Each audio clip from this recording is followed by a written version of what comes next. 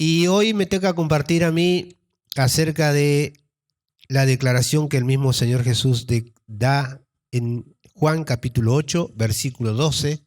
Sobre ese versículo vamos a estar meditando en esta noche. Y el título del sermón es Una propuesta divina. No me esforcé mucho en el título del sermón. Propuesta divina. Quería comenzar leyendo, recordando lo que leía, también lo escribí, porque por ahí la mente se me borran cosas, más vale quiero leerlo. Dice, alguien decía que esta generación es una generación de contrastes inexplicables. Tenemos mucha información, a diario tenemos mucha información, pero también a diario tenemos mucha confusión. Y si no, veamos el juicio que se está viendo por televisión, cómo van cambiando las cosas. Y parece que está todo bien, pero de pronto, ¿y qué pasó? ¿Cómo es? Hay uno que dijo, no, yo no estuve ahí, y no dijo más nada. No lo estoy siguiendo yo, pero por ahí, cuando ando haciendo cosas en mi trabajo, me encuentro con los televisores o los mismos periodistas están hablando sobre todo eso. Más información, pero también a la vez más confusión. Más tecnología. Si yo pregunto quién tiene un celular, hasta los chiquitos creo que se van a levantar un celular. Más tecnología, pero más distracción. Es cierto, ¿no? ¿O no? Cuando estamos comiendo, a veces hasta comiendo nos distraemos con la tecnología que tenemos. O a veces estamos en la vereda tomando mate y están ricos los mates y le mando un WhatsApp a mi señora. Suceden esas cosas. Más posesiones. ¿Quién no tiene una bicicleta por ahí? Pero también tenemos más insatisfacción. La única esperanza para escapar de este mal es traer una fuente de luz que pueda guiarnos en la confusión, fortalecernos en la debilidad y motivarnos a cambiar. Hace más de 2000 años, el Señor Jesús se puso en pie y declaró a viva voz que Él era la luz, dispuesto a guiar a todo aquel que se acercara. Él estaba dispuesto a guiarlos a todos aquellos que se acercaran. Hoy quiero hablarte de 4 afirmaciones que se desprenden de este versículo, Juan capítulo 8, versículo 12, que dice, ahí está, otra vez Jesús les habló diciendo, yo soy la luz del mundo, el que me sigue no andará en tinieblas, sino que tendrás la luz de la vida. 4 declaraciones. En primer lugar, la contundencia del Señor. Él se pone en pie y dice, yo soy la luz del mundo. Esta declaración, si ustedes se fijan en los versículos que siguen, Él la dijo en el lugar de las ofrendas, dice el versículo 20. Estaba en el templo, en el lugar de las ofrendas. ¿Dónde estaba el lugar de las ofrendas? En el templo. Ese lugar estaba en el atrio de las mujeres. Y allí había desplegado lugares en forma de trompeta donde por la parte superior se colocaban todas las ofrendas voluntarias y donaciones que se podían hacer. Había 13 a lo largo del muro del atrio de las mujeres. Era uno de los lugares más amplios que tenía el templo. En ese lugar también había 4 candelabros, de acuerdo a los estudiosos, que eran llenos de aceite para que en la fiesta de los tabernáculos, una fiesta que, si ustedes notan en el capítulo anterior, había comenzado y ya había finalizado. O sea, el Señor Jesús hace esta declaración después de haber finalizado la fiesta de los tabernáculos.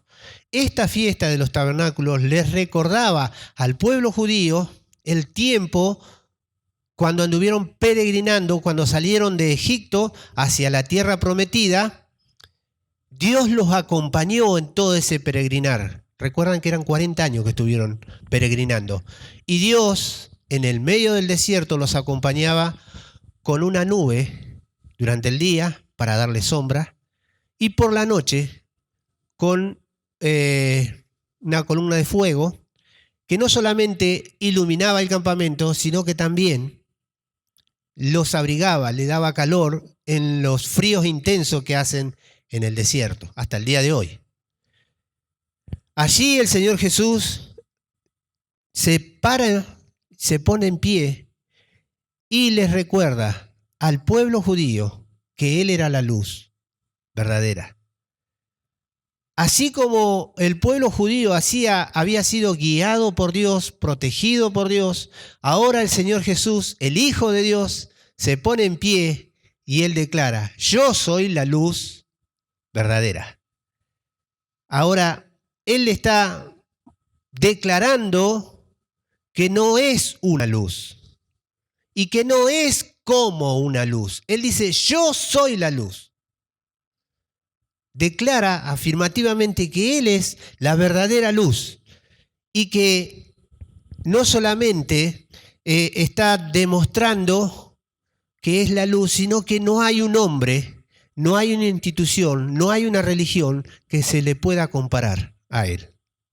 No hay nada. Como dice, creo que Pedro, en capítulo 4, versículo 20, me parece, del libro de los Hechos, porque no hay otro nombre dado a los hombres bajo el cielo en quien podamos ser salvos, sino en Jesucristo hombre. Él es la luz. Él declara allí que Él era la luz. Una declaración contundente que Él ya está haciendo allí. Hace más de 2000 años, Él está diciendo, ¿alguien me quiere seguir? ¿Alguien está dispuesto a venir en pos de mí? Yo soy la luz, dice Él. Pero también decía una declaración contundente, un convite del Señor también vemos aquí. El que me sigue, dice. En el original tiene que ver con aquellas personas que obedecen a sus superiores y están dispuestos a seguirlo en cuerpo y en alma. Están dispuestos a obedecerle, cueste lo que cueste. El Señor Jesús está diciéndonos a nosotros y nos está convidando a que vengamos a esta luz, a que estemos dispuestos a seguirle. El Señor, como hace mucho más, Dios lo había guiado al pueblo judío, ahora Jesús se pone al frente y dice, todo el que me quiera seguir, pero no solamente para el pueblo judío, sino era para toda la humanidad. Porque Él dijo, yo soy la luz del mundo. Ya no era solamente para un hombre, para una raza, sino era para toda la humanidad. O sea, nos alcanzó a nosotros. Y Él nos invita a seguirlo.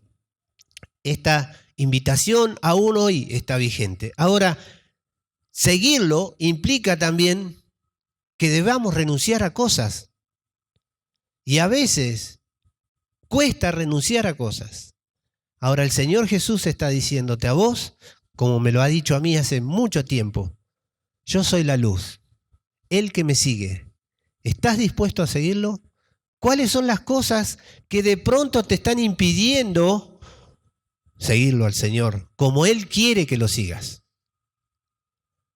El que me sigue, Él está esperando hombres, mujeres, discípulos. Un discípulo, si nosotros recordamos en el Nuevo Testamento, los discípulos del Señor Jesús dieron su vida por su maestro.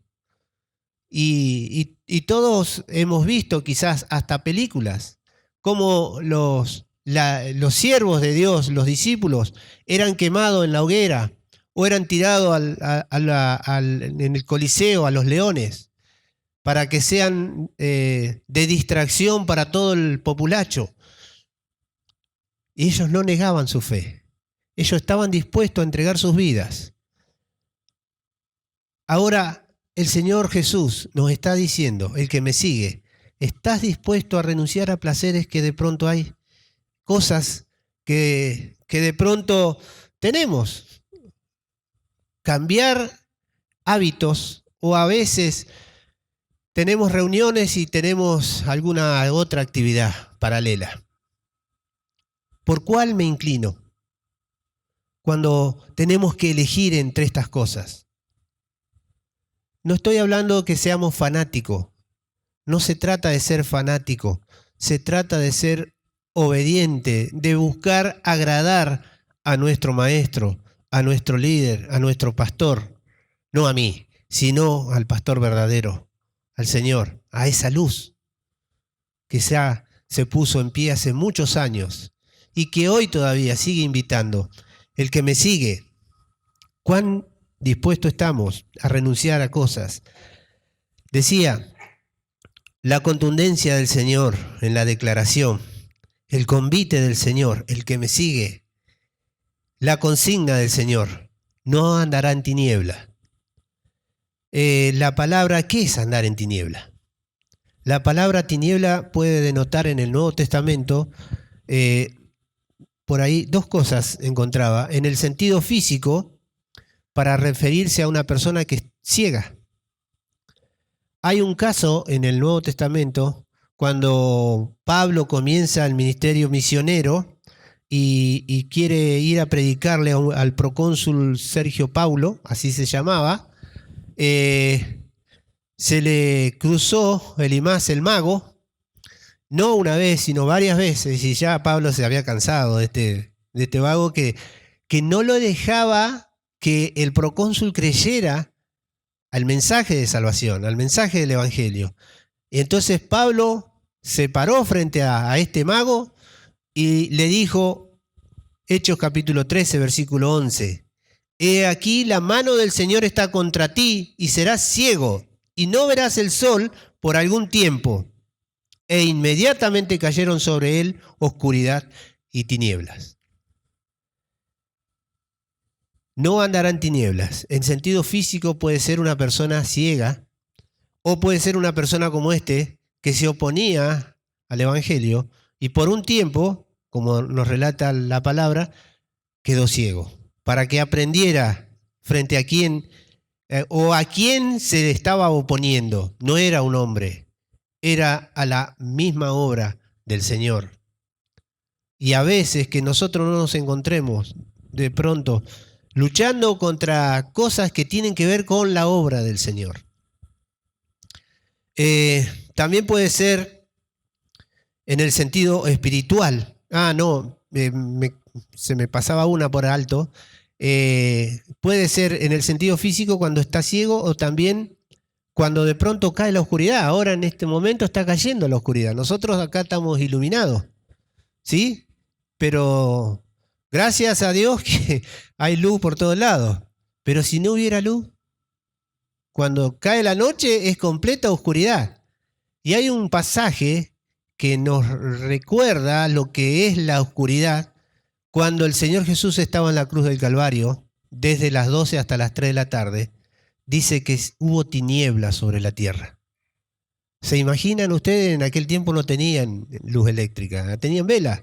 Habían ido todos a presenciar la crucifixión y de pronto se encontraron en el medio del día en completa tiniebla.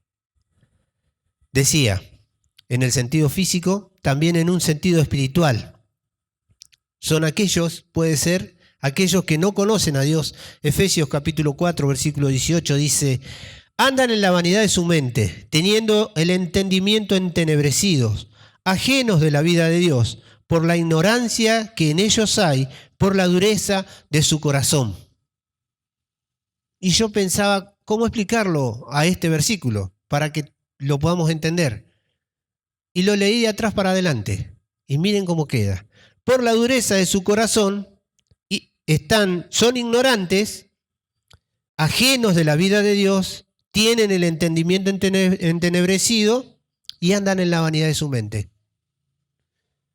Es así toda persona que no conoce a Dios. Están duros en sus corazones. Y ese corazón duro cada vez se ha hecho más duro y a punto tal que no quiere saber nada de Dios. Oscuridad. También se puede usar en el sentido espiritual, como decía, aquellos que participan de la obra de las tinieblas, que tienen una forma de vida alejada completamente de Dios. Hay un relato en Romanos capítulo 1, versículo 18 al 28, donde Pablo está hablando de este tipo de conducta de los hombres, porque la ira de Dios se revela contra toda impiedad, porque detienen con injusticia, y empieza a declarar allí Pablo hablando de los hombres que se mezclan con los hombres y las mujeres con las mujeres y todo tipo de pecado hacen. En el versículo 28 dice, y como ellos no aprobaron tener en cuenta a Dios, Dios los entregó a una mente reprobada para hacer cosas que no convienen. O sea, perdidos en una oscuridad total, en tinieblas, en una total oscuridad espiritual.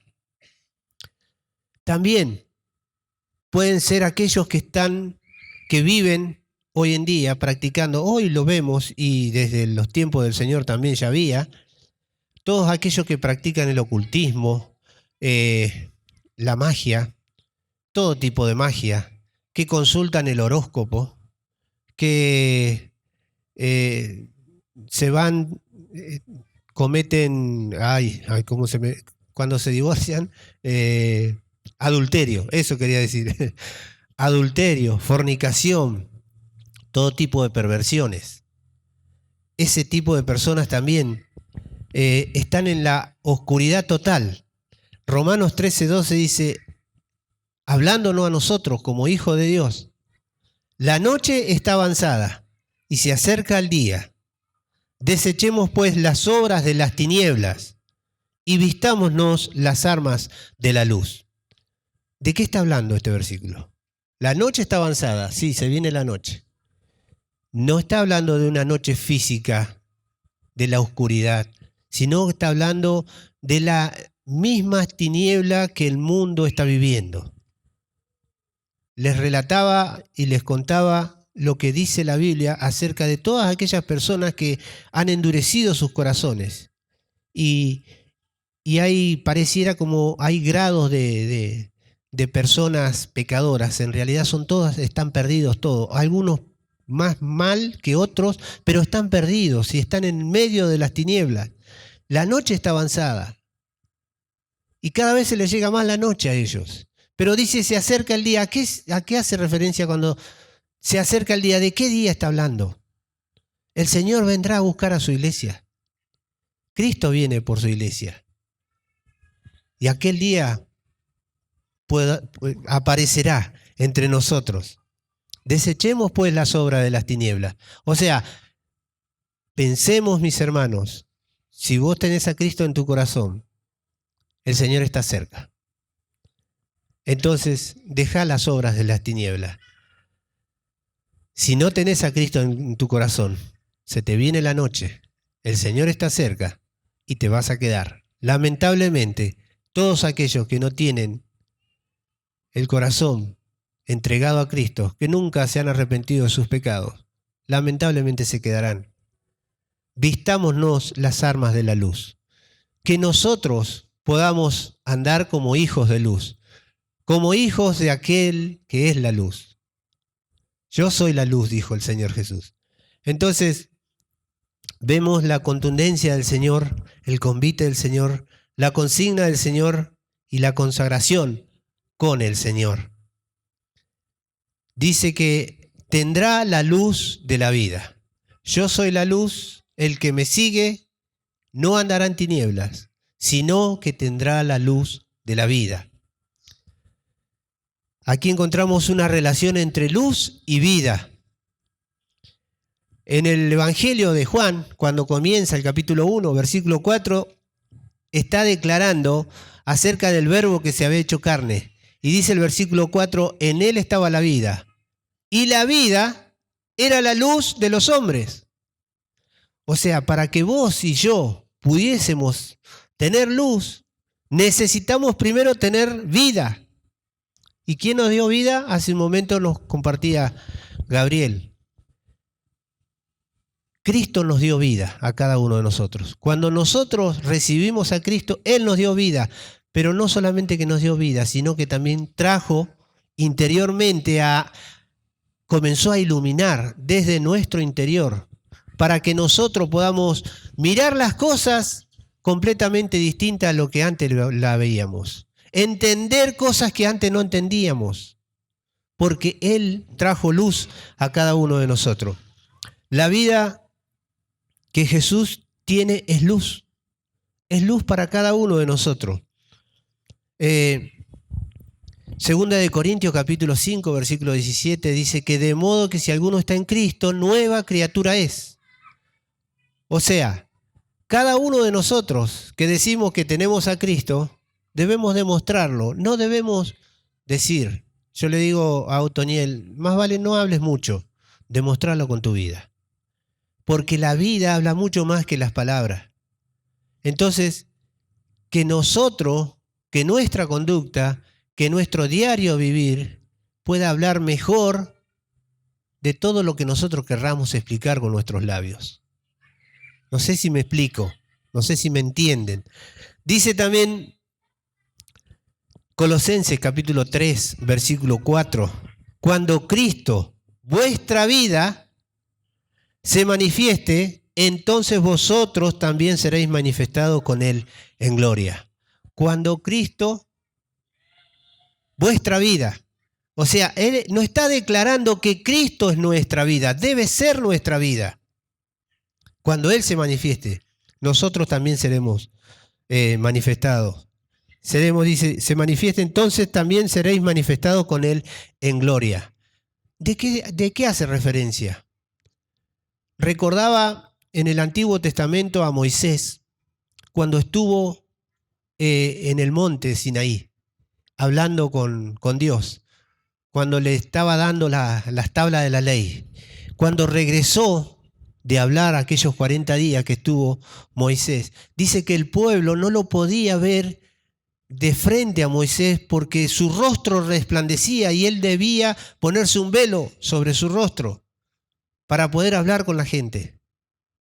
En el Nuevo Testamento está el caso de Esteban, aquel joven que dice Hechos capítulo 6, cuando buscaban diáconos, los apóstoles buscaban diáconos para servir a las mesas. Ese era el trabajo que debían hacer. Y los requisitos debían ser llenos del Espíritu Santo y de sabiduría, y había algunos requisitos. Y entre esos diáconos estuvo Esteban. Esteban fue uno de los mártires de la obra del Señor Jesús.